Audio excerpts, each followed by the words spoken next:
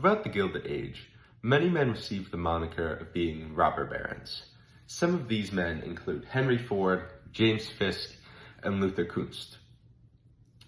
But four men in particular embodied the ideals of being a robber baron. Those four men being Andrew Carnegie, John D. Rockefeller, Cornelius Vanderbilt, and J.P. Morgan. These men all had very different childhoods, but ended up becoming titans of their respective industries. Starting with Carnegie, he migrated to America from Scotland as a child, in his early years working hard labor jobs, and eventually becoming the superintendent of the Western Pennsylvania Railroads. While doing this job, two major things had happened that affected Carnegie's life.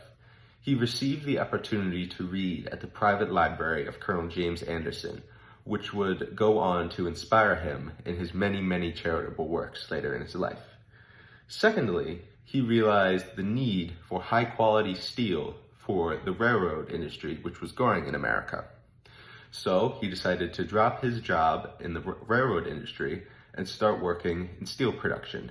And through his use of the Birchmer steel production system, he could more effectively produce high-quality steel, so he could outcompete his competitors. Moving on, John D. Rockefeller similarly had a challenging childhood, and in which his mother instilled a deep Baptist faith into the boy, which would then go on to inspire his later philanthropy.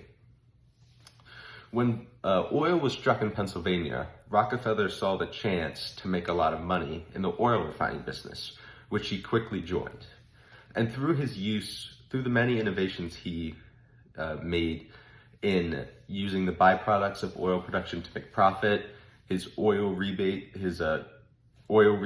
with the railroads, and a very efficient, streamlined process for producing his oil, he outcompeted his competitors by being able to sell his oil at a lower price. Cornelius Vanderbilt similarly had a challenging childhood as the previous two men, never receiving a formal education and working on ferries in the East and Hudson rivers.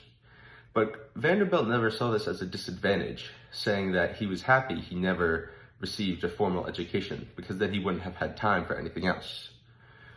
So that he received a $100 loan from his parents as a child to start his ferry company.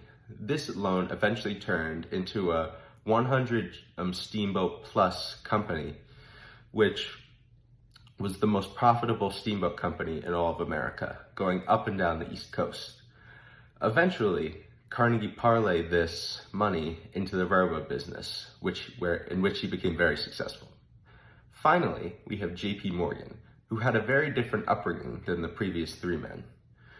Morgan, as a child, received a great education from going all over the East Coast and Europe to receive the best possible education he could, while suffering many illnesses which would plague him throughout his life. When he finished his education, he joined his father's bank and quickly rose up the ranks, becoming the head of the company. He preferred a secretive style of banking, not having to tell others and his competitors what he was doing. And he became known for a process that would later be called Morganization, in which he would buy a failing company, reorganize their management structure, and make them profitable again. So while all these three men had very different childhoods and lived very different lives, they all had one thing in common.